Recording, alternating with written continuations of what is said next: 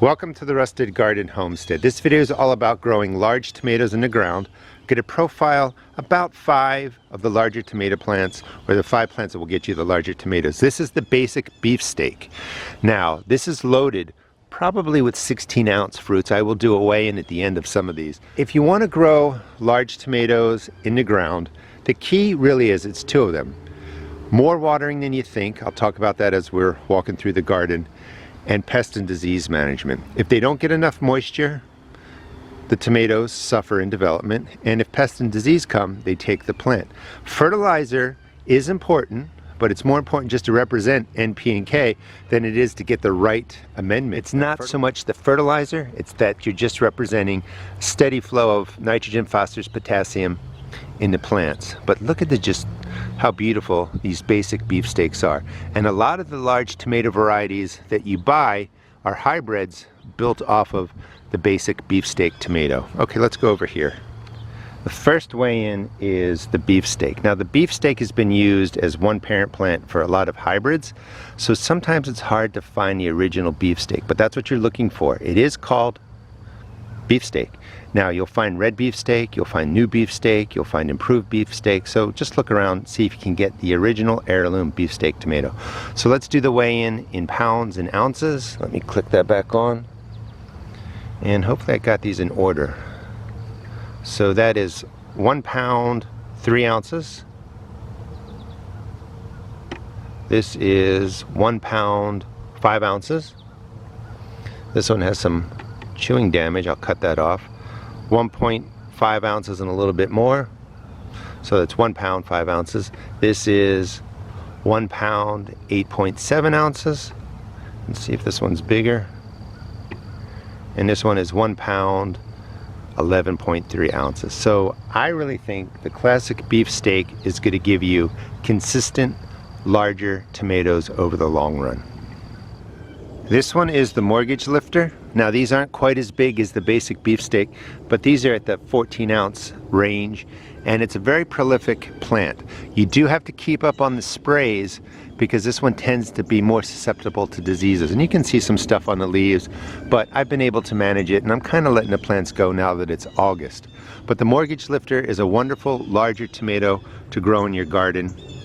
And the backstory on this was, it was a hybrid, I think in the 50s, where a farmer created the hybrid and he actually sold these plants back then for a premium, and he was able to pay the mortgage off on his home or farm. So it has a really cool backstory, and it is an heirloom at this point.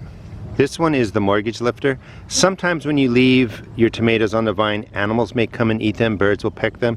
You can pull them a little bit early, put them on a windowsill, let them finish ripening there. And I just wanted to pick a larger one for weight measure, for comparison. So this one weighs 13 ounces. See if I got these in order. That one weighs almost 15 ounces. And this one weighs 1 pound 1 ounce. So the mortgage lifter will get you nice size tomatoes. Now, the soil in here, you can see some mulch on top.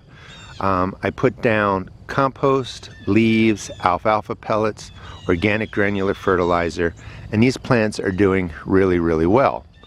Now, the first plant you saw, that was just a basic setup, and that only got organic granular fertilizer. All of the plants that I'm showing you now get watered in the beginning and through half of their growth with fish emulsion, but the soil was set up differently.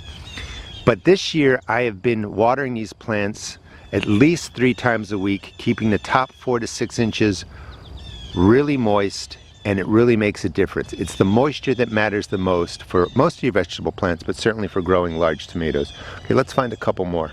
One of my favorite plants for yellow tomatoes is the Golden Jubilee. This is an heirloom. It's a past All-America Selections winner, and you're going to get 12 14-ounce fruits fairly regularly on here, but they're just a beautiful shape, beautiful color, and the plant is really prolific.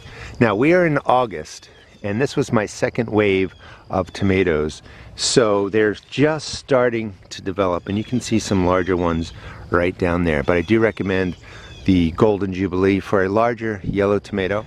Another heirloom variety, and I love the color of this. I like to mix up the different larger tomatoes, the ones that get 12, 14, 16 plus ounces. This one has a nice yellow, red blush. When you cut it open, you see that pattern inside the fruit. So again, the old German is an heirloom. I grow this every year. That one's probably 12 to 14 ounces. Just a beautiful color, very prolific, and it's a very large plant. This is being set up through a weave trellis, so the branches are a little bit all over the place. But I do recommend the old German, and right in here, still green, this is the Belgium. And this is a nice large heirloom tomato too. You can see a couple in there. These are all just starting to turn. This is the old German, and again, I love the coloring on here. It's very similar to the pineapple. That's probably why I picked up the pineapple, because I love just the way this color looks. And this one weighs in at 1 pound, almost 3 ounces.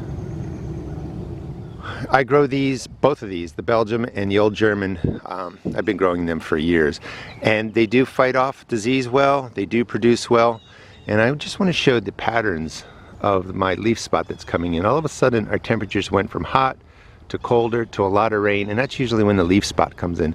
And I'm not really stressed about this, because when I put down that hydrogen peroxide spray, it's going to kill this all off. These plants will get an extra drink of water-soluble fertilizer, 511 NP&K, to get some nitrogen in there to help out with managing the disease that's damaging some of the leaves. Again, the keys to these larger tomatoes is the moisture. So people always say, well, how much do I need to water? So I'm in Maryland, zone 7. A lot of these plants get in early May. My second wave goes in June.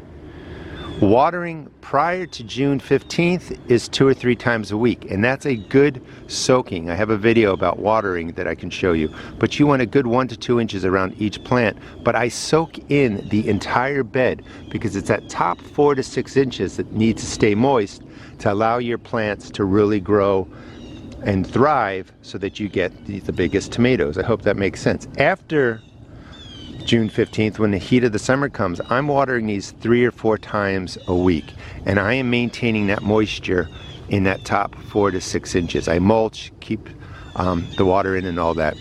This bed was prepared with just, let me get it right, it was just my leaves, a little bit of compost, did not get alfalfa, and this one actually got wood ash. So you can see that, you know, I'm putting different things in the bed, and it's not really the fertilizers, it's the moisture management.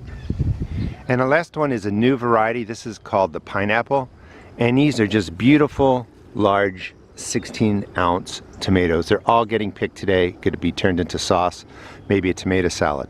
So this part of my garden, I actually missed the regular spraying routine, and you can just see the plants are really beat up. I even missed getting one of the larger fruits there that's probably over 16 ounces. It's starting to crack. Whatever reason, just totally overlooked this section. That is the Brandywine Reds, by the way. Those are nice tomatoes too.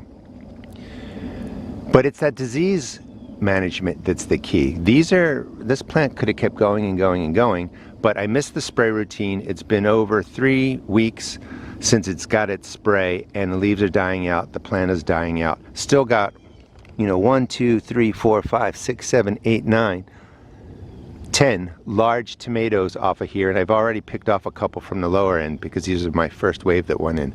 But the whole key is really setting up a preventative spraying routine where you're spraying before the pests and disease come to your area, and it may take you a year or 2 to figure that out.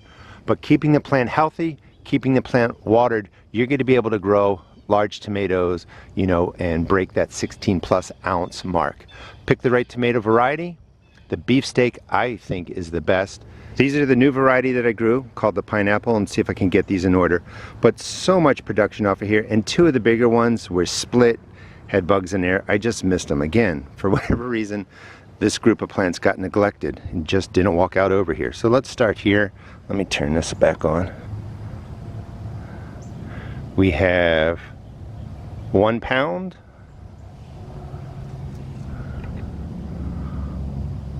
1.1 pounds. This one's smaller but heavier. 1.2.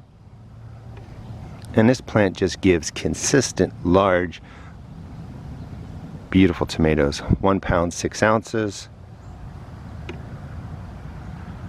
1 pound, 5 ounces up. Missed the order on that one. 1.6, 1.8, and these are all, actually I'm going to make an heirloom pasta sauce tonight, and that's 1 pound 11 ounces. So these are some of my favorite larger tomatoes, get you to that 12, 14, 16 plus ounce tomato. And I think I'll be keeping the pineapple variety as a large tomato for my garden. And mixing different color larger tomatoes. It's really a lot of fun to grow them, but it really looks cool when you're making up a tomato salad with all these different color heirloom type tomatoes, larger size tomatoes. Thanks so much for watching, and think about it. It's not the fertilizer, it's not special ingredients.